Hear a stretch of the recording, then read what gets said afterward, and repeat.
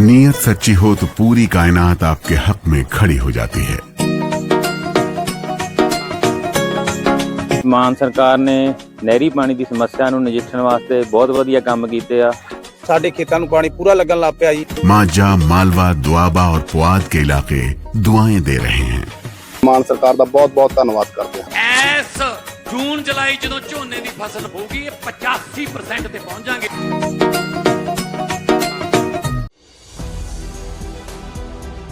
नमस्कार, मैं हूं संजीव श्रीवास्तव। आप देख रहे हैं 4 PM न्यूज नेटवर्क।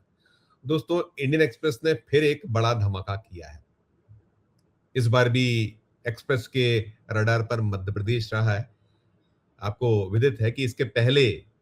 बीते सप्ताह जब इंडियन एक्सप्रेस ने स्टोरी की थी मध्य प्रदेश के मुख्यमंत्री मोहन यादव और उनके परिवारजनों की जमीन खरीद से जुड़े मसले पर हंगामा बरपा हुआ है उस पूरे मामले पर, और कहा गया था भारतीय जनता पार्टी की ओर से कि जो स्टोरी को लेकर तो कोई जिक्र नहीं था, लेकिन जब कांग्रेस ने इस पूरे मसले पर प्रेस कॉन्फ्रेंस की और कटघरे में मुख्यमंत्री को खड़ा किया जवाब मांगे सवाल करते हुए, तो बीजेपी ने ये कह दिया था कि कांग्रेस जो बातें उठा रही सब मिथ्या है, गलत है। साल 2023 में जो मध्य प्रदेश विधानसभा के चुनाव हुए थे उसमें मुख्यमंत्री सारा कुछ स्थिति स्पष्ट कर चुके थे और वो पुराने मामले हैं, मसले हैं, उसमें कोई दम नहीं है, उसमें इंडियन एक्सप्रेस का कोई जिक्र नहीं था, कोई बात नहीं की गई थी। अब इंडियन एक्सप्रेस ने एक दूसरी स्टोरी की थी क्योंकि इसी मसले से जुड़ी जो सवाल उत्पन्न हुए थे, तो कब कब मुख्यमंत्री द्वारा, उनके परिजनों द्वारा जो मुख्यमंत्री बनने के बाद जमीनें खरीदी गई उसका ब्यौरा पूरा दिया गया, मतलब सेकंड किस्त भी उसमें हो गई। फिर कोई जवाब बीजेपी की ओर से नहीं आया और ना ही मुख्यमंत्री मोहन यादव इस मसले पर अब तक बोले हैं, और मसला सुर्खियों में है। लगातार प्रश्न हो रहे हैं, कांग्रेस लगातार घेर रही है, विपक्ष घेर रहा है, जनता सवाल पूछ रही है, और इन सब के बीच जो मैं इंडियन एक्सप्रेस की एक नई स्टोरी की बात करता हूं, और जैसे मैंने कहा कि अब भी राडार पर मध्य प्रदेश है। मध्य प्रदेश जो यहां से विदिशा के सांसद नरेंद्र मोदी सरकार में कृषि और किसान कल्याण ग्रामीण विकास विभाग जो मंत्रालय हैं उनके मुखिया शिवराज सिंह चौहान, उनके डिपार्टमेंट से जुड़ा और बड़ा सनसनीखेज मसला है, सनसनीखेज मामला है, क्योंकि जो शिवराज सिंह चौहान के मातहत हैं भागीरथ चौधरी, इनके पास केंद्रीय कृषि किसान कल्याण राज्य मंत्री पद का दायित्व है, तो कहीं अपना हाथ जगन्नाथ, इस तरह का सीन निकलकर सामने आया। स्टोरी बड़ी सनसनीखेज है, और ये जो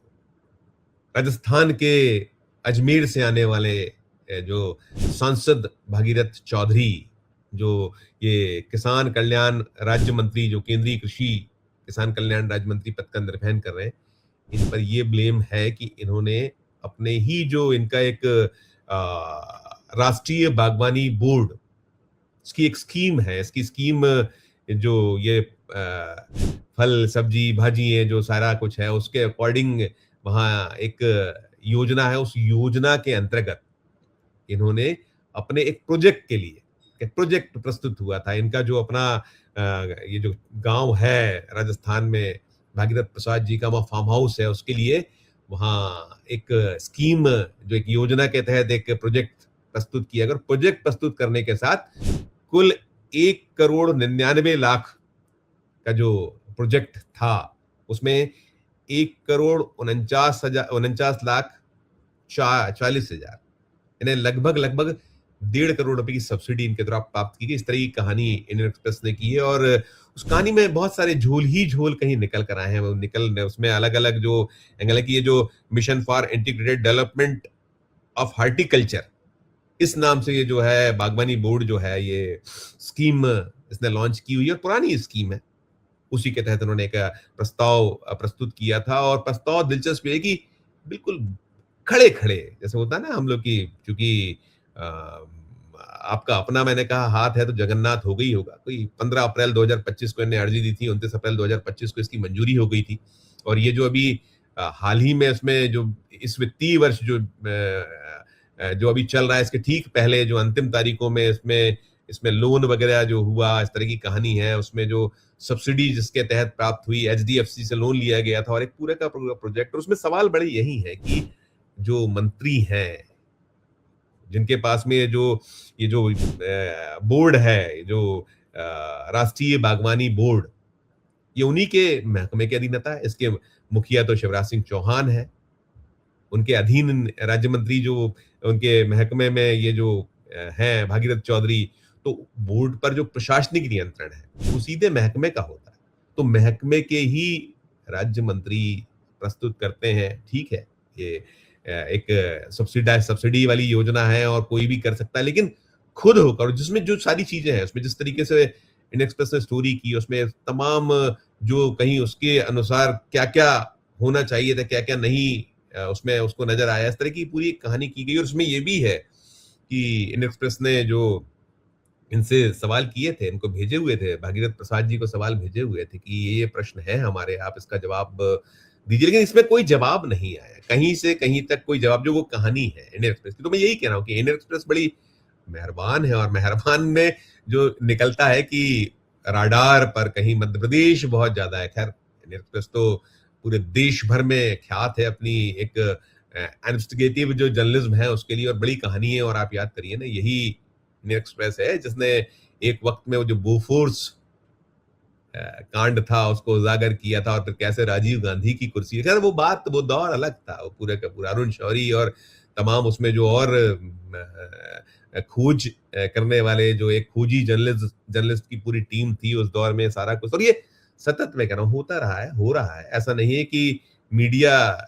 भले ही उसे गोदी मीडिया की संज्ञा दी, लेकिन कभी कभी हो जाता है, हो रही है कहानी। और चूंकि इंडियन एक्सप्रेस ने कहानी की है, बड़ा बड़ा हुआ है, और आप देख रहे हैं कैसी तिलमिलाहट है, कैसी एक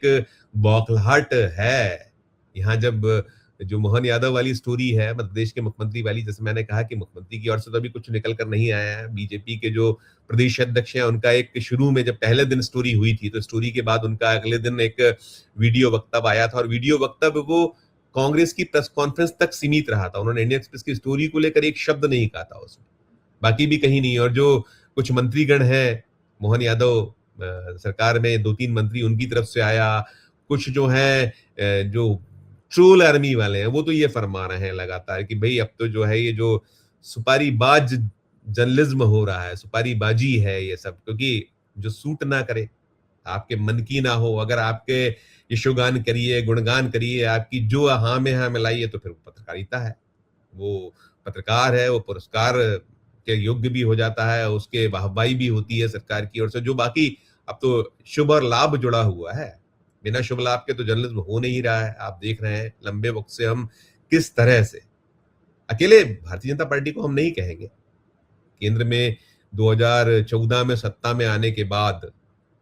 नरेंद्र मोदी जी जो तीसरी बार देश के प्रधानमंत्री पद की बागडोर संभाले हुए, 12 वर्ष से अधिक समय हो गया, तीसरा उनका कार्यकाल है, उनकी अगुवाई में एनडीए की सरकार है। और कैसे जो मीडिया है, खासकर जो मुख्य धारा का मीडिया कहलाता था, वो कहाँ आकर बैठा हुआ है, क्या कुछ वो कर रहा है, कैसे कैसे उसे जो है करना पड़ रहा है, ये भी इसमें कहीं समाहित है, शामिल। क्यों करना पड़ रहा है ये तो आप जानते ही जानते हैं, कोई किसी ने आपका हाथ तो पकड़ा नहीं है कि आप नहीं, गन पॉइंट पे तो कोई करा नहीं रहा, लेकिन हाँ वही शुभ और लाभ का कहीं है। और यही चीजें सूबों में, और ऐसा नहीं है कि अकेले बीजेपी, जिसकी जहां सरकारें हैं, और अब तो सारा कुछ जो है वो शुभ लाभ से जुड़ गया है कि आप विज्ञापन चाहते हैं, अपने खुद के जो कहीं कुछ अन्य हित है वो चाहते हैं, तो फिर जो सरकार के सुर में लाइए, वो जो कहे वो दिखाइए, वो जो कहे रोक दीजिए, विपक्ष को ना आप आने दीजिए, जो चाहे वो इलेक्ट्रॉनिक मीडिया हो या फिर प्रिंट मीडिया हो, जहां जैसे ब्लैकआउट आप देख रहे हैं ना, अभी हमने लगातार तो आपको खबरें दिखाई है, जो इंडियन एक्सप्रेस ने जो स्टोरी की है, हमने भी इसकी कहानी कई सारी की थी, आपको लैंड पुलिंग जो मध्य प्रदेश में सिंहस्थ के नाम पर, उससे जुड़ी कितनी कहानी है हमने आपको दिखाई है। इससे जुड़ी जो आपने अभी कहानी देखी है, इंडियन एक्सप्रेस में जो कहानी देखी है, उसके कई सारे जो अलग अलग कहानियों में हम आपको दिखाते रहे थे, किस तरीके से क्या चल रहा है मध्य प्रदेश में, उज्जैन किस तरह का हब बन चुका है, क्या वहां हो रहा है, किस तरह की इरेगुलरिटीज की शिकायतें हैं, क्या क्या वहां जो लाइन से जुड़े जो स्कैम्स के आरोप लग रहे हैं, सारा चल रहा था लगा। लेकिन अब हाल यही है, कहानी यही है कि आपको सूट ना करे तो फिर आप कह दीजिए कि भाई ये तो जो है ये येलो जर्नलिज्म की ब्लेम्स कर दीजिए, आप कहीं ये कह दीजिए कि भाई ये जो सुपारी लेकर जर्नलिज्म हो रहा है, लेकिन सच्चाई तो छुपती नहीं है। आप देख रहे हैं अभी राम मंदिर में जिस तरीके से हुआ है, चढ़ावा चोरी, चढ़ावे का डाका उसको भी नहीं बख्शा गया, राम को लाने वाले। और वो प्रधानमंत्री जो राम मंदिर के प्राण प्रतिष्ठा से लेकर हर आयोजन में पहुंचते रहे, सारा कुछ करते, लेकिन किसी के कोई शब्द नहीं फूटे, बोल नहीं फूटे हैं। वहां कैसी लीपापोती हुई है, आपने देखा कि किस तरह से वो जो नई एफआईआर हुई थी शुरू में, कितने वक्त लगाया, एसआईटी बैठा दी गई, एसआईटी की रिपोर्ट, फिर वो कैसे लीक हो रही है, सच्चाई ऑफिशियली आज तक कोई सच्चाई नहीं बताई गई। योगी आदित्यनाथ बड़ी बड़ी बातें वहां उत्तर प्रदेश में कर रहे हैं, लेकिन कहां सच आ रहा है सामने, कुछ भी सच नहीं आ रहा। तो ये सीन है, ये दृश्य है, और ये जो ताजा है कि मैंने जैसे कहा जहां से शुरू हुआ कि इंडियन एक्सप्रेस कुछ उसकी जो पैनी निगाह, पैनी नजर मध्य प्रदेश पे कुछ ज्यादा है। बीजेपी तो कुदृष्टि कह रही है, कुदृष्टि, और उसमें कहीं ये भी ब्लेम है कि वो सुपारी लेकर पत्रकारिता, सुपारी बाज पत्रकार, जो आप देख लीजिए, उठा लीजिए, जो सोशल मीडिया है जहां कहानी हो रही है और जगह हो रही है, वहां इस तरह की ही बातें, एक जो विशेष जो चाहने वाले हैं भारतीय जनता पार्टी को, मुख्यमंत्री मोहन यादव को, उनकी सरकार को, तो ऐसी बातें कर, लेकिन सच तो सच है, सामने आता चला जा रहा है। और अब ये शिवराज सिंह चौहान मध्य प्रदेश में, जिनने मामा जी के नाम से अपना एक ओहरा स्थापित किया, पहचान बनाई, वो मामा अब तो जगत मामा है, तो जगत मामा भी अब कहीं उनका डिपार्टमेंट तो आ ही गया है। उसके पहले और भी जब उनका अपना मुख्यमंत्री कार्य का दौर था तो व्यापम कौन भूला है। बात तो होती है, अभी भी उठती है कि भाई व्यापम में कुछ नहीं हुआ जब शिवराज सिंह चौहान का, तो मोहन यादव का क्या हो जाएगा। तो ये है सिलसिला है। इस वीडियो में इतना ही। आपकी अपनी जो राय हो, आपकी अपनी जो टिप्पणी हो, जरूर हमारे इस वीडियो के कमेंट बॉक्स में जाकर कीजिएगा, और अच्छी लगे खबर तो चैनल को लाइक कीजिए, सब्सक्राइब कीजिए, ज्वाइन कमेंट दबाइए, तो हमारी हौसला अफजाई होगी। प्यार और स्नेह रखकर देखते रहिए 4 PM न्यूज नेटवर्क। धन्यवाद, नमस्कार।